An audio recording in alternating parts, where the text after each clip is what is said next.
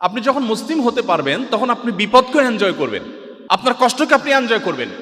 প্রচন্ড কষ্ট চলছে, আপনার সামনে হাদিস হাজির হবে। নবীজি বলেছেন, তিরমিজিতে বর্ণিত হয়েছে, তিনি বলেছেন আশাদ্দুন নাসি বালাআন আল আমবিয়া ফাল আমসাল সুম্মাল আমসাল। সবচেয়ে বেশি বিপদগ্রস্ত ছিলেন নবী রাসূলগণ, আপনি কি তাদের অনুসারী? সো আপনার জীবনে বিপদ আসবেই।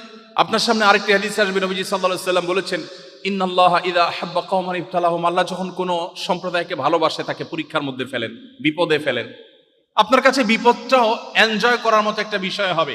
আপনার জীবনে নেগেটিভ জিনিসের মধ্যে আপনি পজিটিভ জিনিস খুঁজে পাবেন। কোনো বিপদ হয়েছে, আপনি নিশ্চিত হবেন আল্লাহর হুকুম ছাড়া, আল্লাহর নির্দেশ ছাড়া আমার জীবনে কিছু ঘটে না, আল্লাহর ইলমের বাইরে কিচ্ছু হয় না। সো এই বিপদের মধ্যে আমার কোনো কল্যাণ আছে, আমি নিশ্চিন্তে সেটাকে মেনে নেই, গভীরভাবে বিশ্বাস করি।